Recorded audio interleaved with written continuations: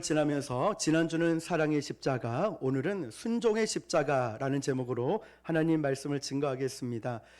여러분, 순종이라는 단어를 생각할 때 어떤 느낌이 드십니까? 말은 참 좋은 말 같지요. 순종. 하나님의 은혜를 받고 나면은 내가 정말 하나님 앞에 순종해야 되겠다. 하나님 말씀 앞에 순종해야 되겠다라는 이런 결단이 섭니다. 그런데 이 순종을 하려고 하다 보니까 막상 쉽지가 않은 겁니다. 순종하기 위해서 우리가 감당해야 될 고통도 있고 헌신도 있고 희생도 있고, 끊임없이 이 순종을 위해서는 자기를 부인하지 않으면 안 될 때도 있다는 것이죠. 오늘 읽었던 이 본문 말씀은, 빌립보서의 말씀은 아주 중요한 말씀, 이 순종을 앞에 보시면 케노시스라고 해서 자기를 비운다라는 말씀이에요.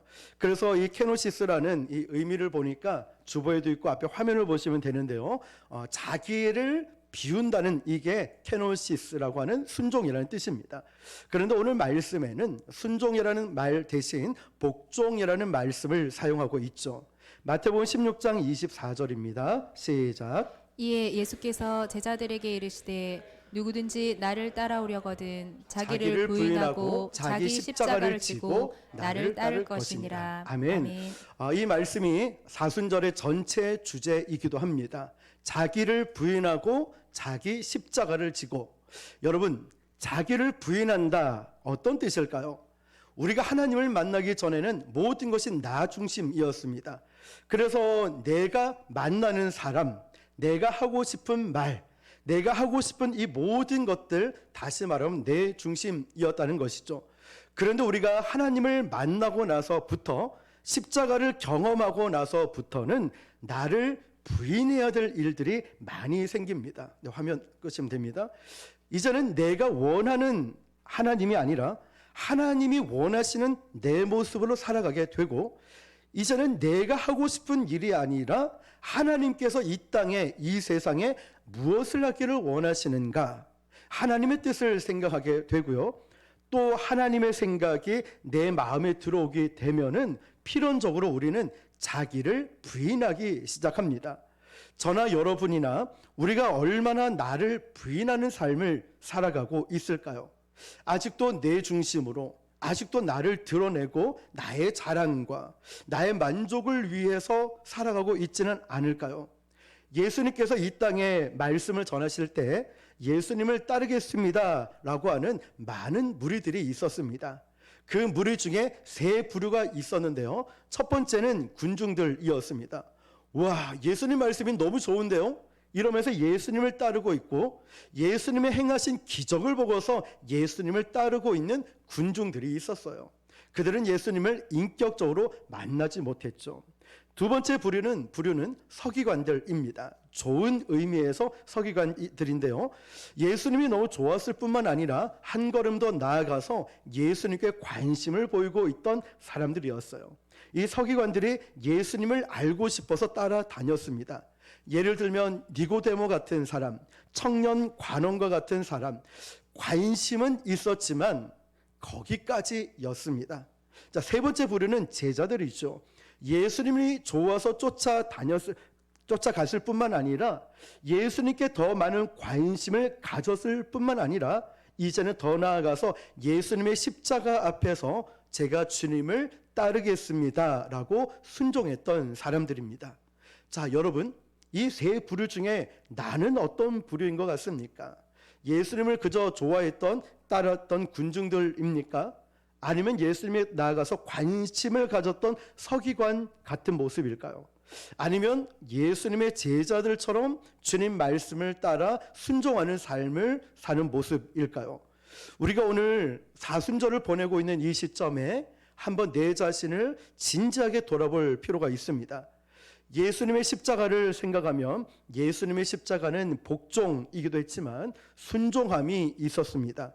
오늘 읽었던 우리가 7절 말씀을 같이 한번 볼게요. 시작. 오히려 자기를 비워 종의 형체를 가지사 사람들과 같이 되셨고. 자기를 비웠다라고 되어 있는데, 이 자기를 비웠다라는 NIV 영어 성경에 보니까 made himself nothing이라고 되어 있어요.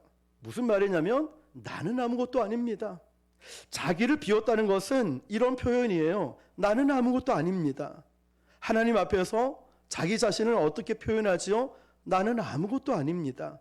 내가 헌금을 많이 하고 봉사를 내가 또 열심히 주의 일을 많이 했지만 하나님, 저는 주님 앞에서 저는 아무것도 아닙니다. 이 고백이죠. 자기를 비운다는 것은요, 하나님 앞에서 나를 비운다는 것입니다. 하나님 앞에서 나는 무익합니다. 나를 주장하지 않는 것이죠. 건강을 주신 분이 누구십니까? 하나님이시고, 물질을 주시고, 또 우리 가정을 지켜주시고, 내 앞길을 인도하시는 분 역시 하나님이시니까, 주님, 저는 아무것도 아닙니다. 누가복음 17장 1절에서 10절에 보면 예수님이 종에 대한 비유를 말씀하십니다. 어떤 종이 있었습니다. 하루 종일 밖에 나가서 밭일을 하고 왔어요. 그리고 집에 들어와서 또 뭘 하고 있냐면 주인의 식사를 수종 들고 있었습니다. 그런데 이 주인은, 야, 종, 너 수고 많았네. 자, 여기 와서 이 밥 좀 먹어. 너 수고 많았지? 와서 아유 고생했다. 물도 좀 마시고 좀 쉬어. 라고 칭찬하지 않았다는 거죠. 왜일까요? 이 종은 마땅히 해야 될 일을 했을 뿐이라는 거죠. 그래서 그 종은 이렇게 고백합니다. 나는 무익한 종입니다. 마땅히 해야 될 일을 했을 뿐입니다. 라는 거죠. 그러니까 예수님께서 종에 대한 비유를 말씀하시면서 진짜 하나님 나라의 종은 어떤 사람이냐? 나는 무익하다고 여기는 사람이다. 라는 거죠. 나는 주님 앞에서 무익합니다. 예수님께서 자기를 비워 나는 아무것도 아닙니다. 라고 생각했을 때 하나님 말씀 앞에 순종할 수 있었습니다. 우리에게 영적인 무기력이 찾아올 때가 있죠. 영적으로 다운될 때가 있어요. 그 이유 중 하나가 뭐냐면 불순종이 있습니다. 여러분은 순종을 몇 %쯤 하면 순종이라고 생각하십니까? 99%를 순종해도 1% 불순종하면 그 1%의 불순종이 나를 끌고 갑니다. 우리가 하나님 앞에 순종을 생각할 때 정말 중요한 것은 내가 정말 하나님 앞에 전적으로 순종할 수 있는가? 여러분 정말 하나님 말씀 앞에 전적으로 순종할 수 있습니까? 하나님 나 이거 못합니다. 제 생각은요, 제가 살아온 경험상 내 방법으로는 그거 아닙니다. 나를 드러내고 나를 자랑하고 나의 주장을 앞세우고 있습니까? 아니면 나의 모습을 통하여 정말 주님이 드러나고 있습니까? 누군가가 나를 바라봤을 때 이지훈이라는 사람이 드러나는 것이 아닌 예수님이 드러날 수 있다면 얼마나 감사한 일일까요? 금요일에 제가 부곡시장 전도를 못 나가서 시간도 너무 늦고 예배를 준비해야 돼서 교회로 바로 왔습니다. 그래서 어제 아침 일찍 부곡시장을 한 바퀴 돌았어요. 뭐 전도용품도 없이 인사하고 혹시라도 기도해 줄 분, 혹시라도 복음을 들어야 될 분, 혹시라도 기다릴 한 분을 위해서 갔지요. 그런데 쭉 전도를 하는데 어떤 분이 우시는 거예요. 손을 잡고, 할머니예요. 손을 잡고 우셨어요. 그런데 이렇게 말씀하시는 거예요. 목사님 안 오는 줄 알았다. 어떤 무슨 큰 일이 난 줄 알았다. 그런데 참 마음이 따뜻해지는 거예요. 걱정을 하면서 옆에서 이걸 보고 있던 한 분이 물어보는 거예요. 목사님, 아니 다음 주 금요일에 오면 되는데 굳이 왜 오늘 아침 일찍부터 왔냐?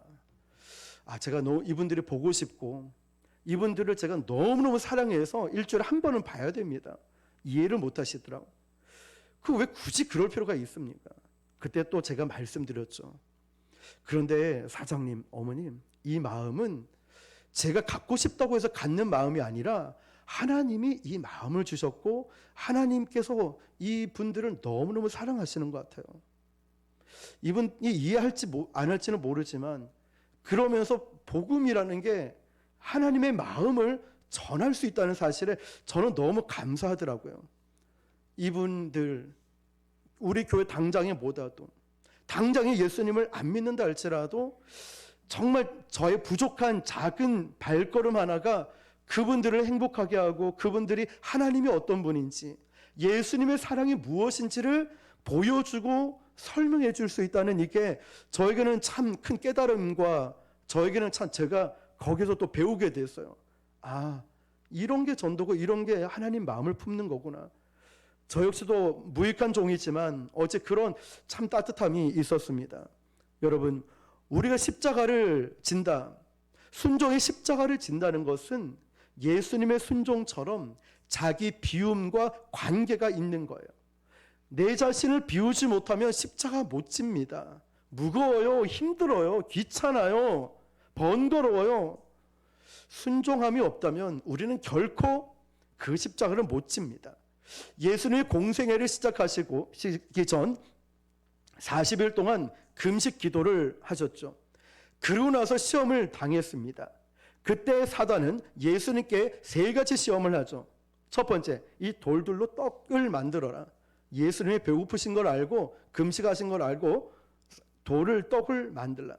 그리고 사단이 나에게 경배해라, 절해라, 천하 만국을 다 주겠다. 이곳에서 성전에서 뛰어내려 봐라. 넌 절대 죽지 않을 거야. 여기서 중요한 것은 이겁니다. 시험이라는 게 순종을 가로막는 장애물 같아 보이죠. 봐, 내가 이 시험을 당하니까 내가 순종을 못하는 거야. 자, 그런데 여러분, 시험이 장애물 같아 보이지만 잘 들어보십시오. 여러분, 이 시험이 장애물로 끝나는 것이 아니라 이 장애물을, 시험을 지나가야 진짜 순종이 가능해진다는 거예요. 그래서 이 시험은 장애물이 아니라 우리 신앙인이 반드시 통과해야 될 의뢰와 같은 것입니다. 그래서 이 장애물을 우리가 넘어가야 되는 거예요. 얼마 전에, 몇 주 전에 저 독감이 걸려서 지금도 후유증 때문에 조금의 장기침이 남아있거든요. 전도하러 나가기 직전까지 해롱해롱 누워 있었어요. 목소리도 안 나고 너무 힘들었죠. 그런데 직전까지 이제 샤워 다 하고 전도하러 나와서 나가니까 또 힘이 펄펄 쏟아나는 거예요, 에너지가. 저는 얼굴도, 눈도 개슴치레 이랬는데 만나는 사람들이 얼굴이 좋아 보인대요. 오늘따라 얼굴이 왜 이렇게 좋냐고. 나는 아프고 힘든데 이상하네. 그런데 저는 다리에 힘도 좀 풀리기 시작하고 목소리도 안 나오기 시작하는데 제 마음속에 뭐가 생겼을까요? 간절함이 생기더라고요. 하나님, 저 쓰러져도 전도하다 쓰러지고 이번 해도 복음을 전하다가 제가 입원하겠습니다. 이런 간절한 말이죠. 그 영혼을 바라볼 때, 다시 말하면 이게 저에게는 시험이거든요. 목사가 말씀을 선포해야 되고 찬양도 해야 되고 이 목소리가 굉장히 중요한데 목소리가 안 나오니까 너무 마음이 힘들고 이건 저에게 시험이더라고요. 그런데 이 시험을 죽기 살기로 이렇게 견디고 버텨내고 이겨내니까 거기서 무엇을 발견했을까요? 간절함이 이런 것이구나. 하나님을 의지하고 찾는 것이 이런 것이구나. 오늘 말씀과 같이 이 장애물은요, 이 시험이라는 것은 우리가 넘어가야 되는 것이지 여기에 멈추고 하나님이 우리를 저주하는 게 아니라는 것이죠. 오늘 예수님의 말씀을 보면 이렇게 하죠. 너희 안에 이 마음을 품으라. 곧 누구의 마음이죠? 그래서 예수의 마음이니 그분이 어떤 분이십니까? 하나님의 본체시나 하나님과 동등됨을 취하지 할 것을 여기지 아니하시고 예수님은 명예를 내려놓으셨다는 거예요. 그리고 어떻게 해요? 오히려 자기를 비워 종의 형체를 가지셨다는 거예요. 무슨 말입니까? 예수님이 하나님의 아들로서 누릴 수 있는 안락함을 포기했다는 말이죠. 사람의 모양으로 나타나서 자기를 낮추시고 사람으로서 겪어야 될 모든 고통을 예수님이 감수하셨다는 것입니다. 이것이 예수님이 자기 비움이라는 것이죠. 그런데 오늘 예수님의 자기 비움은, 예수님의 순종은 처음부터 된 것이 아니라 광야에서 예수님도 시험을 받으셨던 일과 아주 밀접한 연관이 있습니다. 한번 볼까요? 마태복음 4장 1절에서 4절 제가 읽어볼게요. 그때 예수께서 성령에게 이끌려, 누구에게 이끌렸죠? 성령에 이끌려 누구에게 시험 받죠? 마귀에게 시험을 받아 광야로 가사 40일을 밤낮으로 금식하신 후에 줄이신지라. 시험하는 자가 예수께 나와서 이르되 네가 만일, 기억하세요, 하나님의 아들이었든 명하여 이 돌들로 떡덩이가 되게 하라. 예수께서 대답하여 이르시되 기록되었으니 사람이 떡으로만 살 것이 아니요 무엇으로요? 하나님의 입으로부터 나오는 모든 말씀으로 살 것이니라 하였느니라. 할렐루야. 십자가는 우리가 생각할 때 늘 시험이라고 생각합니다.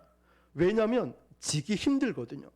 번거롭고 귀찮거든요. 무거워요. 그러니까 이 십자가가 너무 싫어요. 그런데 놀라운 것은 그 지기 힘든 이 십자가, 무겁고 번거롭고 거추장스럽게 보이는 이 십자가를 우리가 지를 때에 우리의 삶의 능력으로 나타난다는 것입니다. 무엇이요? 십자가가. 무거워 보이는 이 십자가를 내가 짊어지고 가지만 이것이 나에게 능력으로 나타난다는 거예요. 여러분, 시험이 능력이고 우리를 순종으로 이끄는 이유 중 중요한 게 뭐냐면, 우리는 이 시험을 통하여서 진짜인지 가짜인지 구분할 수 있어요. 시험을 통하여. 그래서 이 시험은 나의 믿음이 진짜인지, 나의 신앙이 진짜인지, 내가 주님 앞에 서 있는 것이 진짜인지 가짜인지 증명해 보인다는 것이죠. 혹시 여러분들이 내 인생에서 내가 지금 시험 당하고 있다. 목사님, 저 시험 받았어요. 시험 당했어요. 라고 생각하는 분이 있으십니까? 나는 이런 말, 이런 행동, 이것 때문에 시험 당했어요. 라고 생각하는 분 잘 들어보십시오. 로마서 5장 3절 4절을 읽어볼게요. 시작.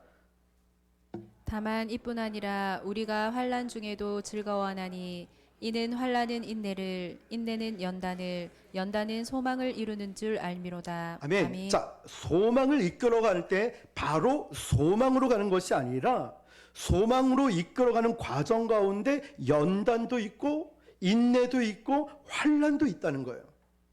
하나님께서 우리를 쓰시는 과정 가운데 그냥 바로 능력 주고 쓰시는 것이 아니라 인내도 환난도 고난도 어려움도 복합적으로 온다는 사실이죠. 지금은 많이 줄었지만 중국 하면 어떤 생각 드십니까? 대표적인 생각이 짝퉁 이미지가 크지요. 많은 기사들을 보면 중국 사람들이 돈이 아무리 많아졌다 해도, 나름 선진국, 강대국으로 간다 해도 돈으로 해결하지 못하는 게 있지요. 사람들의 매너, 그런 사람들의 문화, 이런 건 돈 주고 살 수 있는 게 아니죠. 그런데 중국 사람의 문제만 되는 것이 아니라 우리나라도 지금도 그럴 때도 있지만 70년, 80년대를 보면은 우리도 매너, 문화들이 아주 좋지 않을 때가 있었습니다. 그런데 중국에서 있었던 일입니다. 한 농부가 그 광활한 대지에 이제 봄에 씨앗을 뿌렸습니다. 그런데 그 광활한 대지에 엄청나게 많은 씨를 뿌렸는데 며칠이 지나고 날 때가 됐는데 씨가 나지 않아요. 나중에 알고 봤더니 그 종자씨가 짝퉁인 거예요. 가짜인 거예요. 그래서 이 농부가 이 수만 평, 수십만 평 되는 땅을 이걸 어떡하나 좌절하는 마음에 농부가 죽어야 되겠다. 농약을 먹고 자살을 시도했는데 농부가 안 죽어요. 농약도 짝퉁인 거죠. 자, 여러분 잘 보세요. 이게 진짜 씨인지 가짜 씨인지 어떻게 알 수 있죠? 뿌려보면 알 수 있다는 거예요. 우리 삶의 이 시험은 내 신앙이, 나의 삶이 진짜인지 아닌지를 드러내고 증명해 보이는 거예요. 우리가 얼마나 연약한지, 아니면 내가 얼마나 잘하고 있는지. 내가 연약하다면 이 부분을 조금 더 노력해서 채워야 되겠구나 하면서 성장을 이뤄가고, 내가 잘하고 있다면 더 기도하면서 순종하며 가는 것이지, 이게 멈춰지고 중단하라는 뜻이 아니라는 것이죠. 그래서 예수님께서 공생애를 시작하시기 전에 이 시험이라는 과정을 넘어가신 것입니다.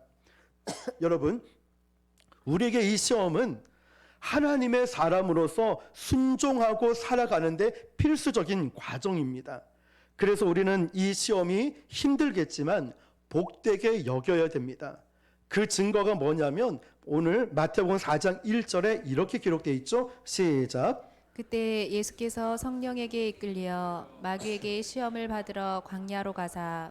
여러분, 이 부분만 보면 좀 놀랍지 않습니까? 예수님이 시험을 당하셨는데 예수님이 시험 당하시는 이 일이 사단의 계획에서만 이루어진 것이 아니라 누구에게 이끌림을 받았죠? 성령께서 이끄셨다는 거예요. 예수님이 이 시험의 과정을 성령께서 가게 만드셨다는 거예요. 그러니까 우리가 당하는 이 시험이 사탄에게 받는 것일 뿐만 아니라 성령께서 우리의 이 시험을 통하여서 믿음의 성장과 성숙을 위해서 이쪽으로 인도할 수도 있다는 것이죠. 예수님이 금식하시는 중에 시험을 받은 것이 아니라 성경에 보니까 금식하고 난 이후에 시험을 받았다는 거예요. 자, 이게 굉장히 참 중요하죠, 여러분. 우리가 기도할 때 시험을 받는 게 아니라 기도를 끝내고 야, 너무 마음이 행복해. 그런데 문 열고 길 가다가 운전하다가 집에 갔거나 회사에 갔을 때 막 열받는 일들, 시험 같은 일이 온다는 거죠. 그리고 우리가 어떤 사역을 하더라도 어떻게 순종하려고 결단했을 때 하나님, 저는 이제 열심히 예배드리고 순종하고 예배 잘 드리겠습니다. 저에게 시온의 대로를 열어주십시오. 너무나 귀한 기도입니다. 그런데 시온의 대로는 무엇을 통해 열리냐면 시험을 통해서 열린다는 거예요. 성령께서 시험을 받도록 예수님을 광야로 인도해 내셨다. 이 말씀에 많은 문제가 풀리는 겁니다. 그러면 내 인생에 시험과 고난이라고 하는 것은 마귀 사탄에 의해서 올 수도 있고 성령에 의해서도 올 수 있다는 것이죠. 무슨 말이냐면 하나님께서는 우리 시험 받는 것으로 끝나는 것이 아니라 이 시험을 통하여서 여러분들을 하나님의 사람으로, 성령의 사람으로 만들어 가시는 과정 가운데 우리를 머물게 하신다는 거죠. 그래서 이 시험은 너무나 귀한 것입니다. 저는 말씀을 준비할 때 쭉 제가 목회자가 돼서 지금 이까지 오는 과정들 20여 년을 한번 돌아보았습니다. 20대 초반에 교육 전도사부터 시작을 해서 지하교회에 7년 동안 있으면서 이런 악기 다 싣고 부산역에 가서 7년 동안 복음을 전했던 것부터, 그리고 또 7년 이후에 좀 더 큰 교회에 부임해서 교육 목사, 청년부 담당, 교구 목사, 또 행정 목사, 수석 부목사, 또 여러 가지 전반적으로 담당하면서 많은 경험. 근데 역시 거기도 과정이었고, 하나님께서는 너 장로교 가서 또 통합측 가서 1년 동안 또 110년 넘는 부산에서 10번째 오래된 그 교회에 가서 당회도 경험보고 여러 가지 목회를 해보면서 많은 걸 배우게 하시고 교회를 개척하게 만드시면서, 그러니까 저는 그때 과정이 끝난 것이 아니라 성령께서 저를 인도하시고 이끌어 주셔서 이런저런 훈련들을 받게 만드셨다라는 것이죠. 저에게는 그렇습니다. 자, 여러분에게는 어떤 이런 시험 과정이 있습니까? 성령께서 여러분이 지금 겪고 있는 어떤 종류의 시험이라 할지라도 그러한 시험을 통하여서 성령님께서는 여러분을 하나님의 사람으로 만들어 가시는 거예요. 온전한 예배자로 세워가시고 온전한 하나님이 쓰시기 좋은 그릇으로 만들어가는 과정에 있다는 것입니다. 끝난 게 아니에요, 여러분. 절대 멈춰져서는 안 된다는 것이죠. 그래서 이 시험이라는 게 너무 귀하지 않습니까? 우리의 삶에 감당하기 힘든 문제를 만나면 아까 서두에 말씀드렸듯이 간절함을 생겨요. 그 간절함이 하나님을 찾게 만듭니다. 하나님이 어떤 분인지 우리의 삶에서 경험하게 되는 그 과정들을 지나게 됩니다. 우리는 하나님을 만난 경험들이 다양하게 다릅니다. 어떤 분은 하나님은 두려운 하나님, 하나님은 공의로우신, 하나님은 좋으신, 하나님은 사랑이 많으신, 하나님은 치유하시는 하나님. 저에게 물어본다면 하나님은 저에게 항상 선물을 준비해 놓으신 하나님. 제가 하나님께 반항하고 하나님 말씀 순종 못할 때, 그럴 때 막 더 반항이 일어날 것 같은데 하나님은 옛다 이러면서 어떤 좋은 선물들을 보내주시면서 제 마음을 감동케 하시는 하나님. 아마 여러분에게 물어봐도 여러분들이 만난 하나님 똑같은 하나님이시지만 다양한 마음으로 있을 것입니다. 우리가 사명자로 살아간다는 것은요, 시험을 당하지 않는다는 게 아니에요. 예수님도 시험 당하셨는데 광야에서 시험을 당하지 않았다면 예수님은 하나님의 아들이 어떤 분인지, 말씀으로 사는 것이 어떤 것인지 예수님은 우리에게 보여주지 못했을 것입니다. 그렇지만 예수님은 광야에서 40일 금식 이후에 그 시험을 받으시고 시험을 통과하시면서 예수님을 통하여 하나님이 어떤 분이신지, 예수님이 이 땅에 오신 목적이 무엇인지를 우리에게 드러내 보여주고 계십니다. 오늘 여러분 가운데 이런 의문을 가지고 있는 분이 있을지 모릅니다. 왜 나에게 시험이 옵니까? 난 예배도 잘 드리고 나는 봉사도 잘하고 나는 열심히 주의 일들을 감당하는데 왜 제가 시험을 당합니까? 너무 억울합니다. 그런데 여러분 기억하십시오. 하나님은 지금 그 시험을 통하여 여러분을 저주하고 무너뜨리는 것이 아니라 그 시험을 통하여 여러분들을 순종의 자리로 인도하고 있다는 사실, 그 시험을 통하여 간절하게 하나님을 찾게 인도하고 있다는 사실이고, 그 시험을 통하여 우리를 하나님의 사람으로 만들어가고 있습니다. 생각해 보십시오. 이스라엘 백성들이 출애굽했을 때 홍해를 만나지 않았더라면, 홍해라는 시험이 없었더라면 홍해가 갈라지는 간증이 없는 것처럼 우리의 삶에 홍해를 만나지 않고 광야를 만나지 않았다면 그런 하나님에 대한 간증이 있겠습니까? 순종의 십자가는 시험을 통하여 우리에게 오는 것입니다. 하나님은 성령으로 하여금 우리를 광야로 이끌어내셔서 시험 당하게 하시고 그 믿음을 굳건케 하시고 순종이 무엇인지를 우리로 하여금 깨닫게 만드십니다. 그래서 시험은 나를 순종으로 이끌어간다는 것, 이것을 우리가 꼭 기억할 필요가 있어요. 억울하시죠? 힘들죠? 지칩니다. 다 포기하고 싶은 마음도 듭니다. 그렇지만 그때도 기억하세요. 하나님이 나를 순종케 만드시고 하나님이 나를 다듬고 계시는구나. 또 사단은 예수님께 시험할 때 이런 말을 가지고 꼭 시험을 하죠. 야, 네가 만약 하나님의 아들이었거든. 사단은 왜 예수님께 이런 말을 했을까요? 만일 네가 하나님의 아들이면 야, 돌로 떡을 좀 만들어 봐. 왜냐하면 예수님이 40일 금식 기도하신 이후에 배가 굉장히 고프거든요. 예수님이 이 돌을 떡으로 만드는 건 문제도 아니십니다. 그런데 예수님은 왜 그걸 시험이라고 생각하셨고 사단은 왜 예수님께 네가 만약 하나님의 아들이거든 이렇게 말을 하면서 시험을 하고 있을까요? 이게 두 가지가 무슨 상관관계가 있을까요? 예수님이 이렇게 말씀하시죠. 사람이 떡으로만 살 것이 아니라 하나님의 말씀으로 산다고 말씀하시죠.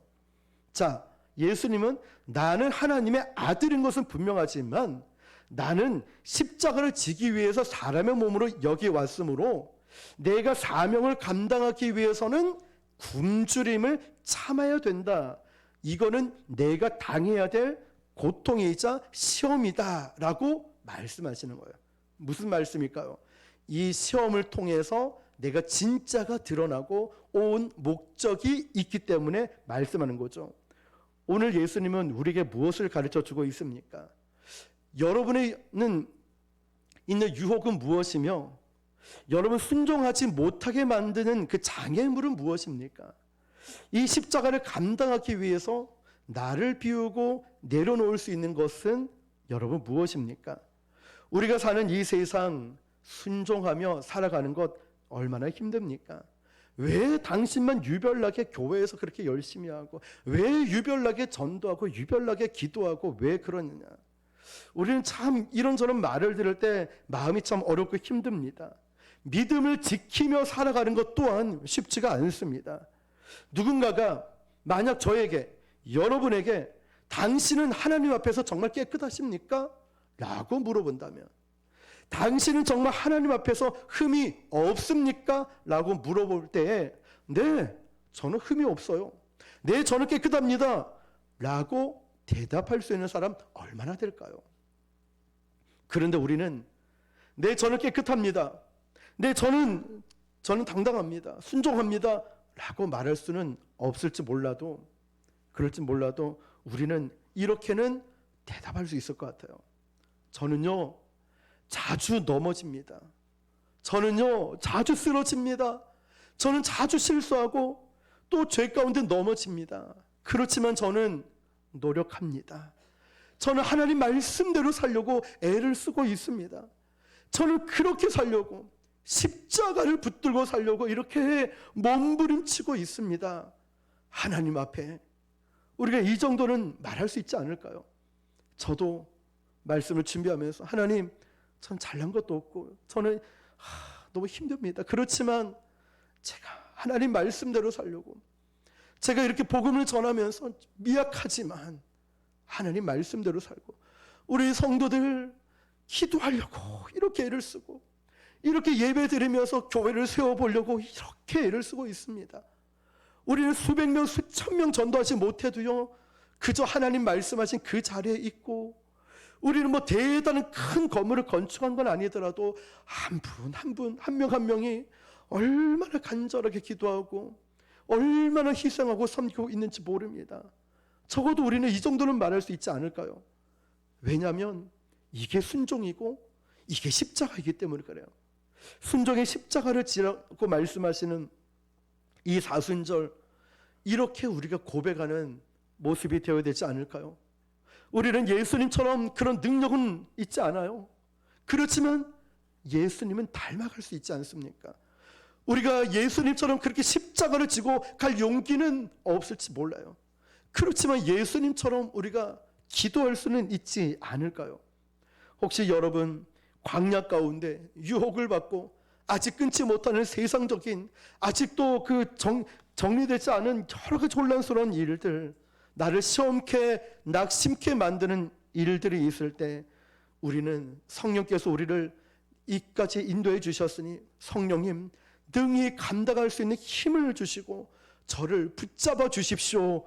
저에게 순종할 수 있는 믿음을 주시고 견딜 수 있는 힘을 주십시오 라고 기도하며, 우리가 주님과 똑같이 할 수는 없지만 주님을 닮아갈 수 있고, 우리는 주님처럼 대단한 인생은 아니고 위대한 인생은 아니더라도 우리가 주님을 바라보고 주님을 사랑하고 우리가 주님 앞에 믿음으로 살 수는 있지 않을까요?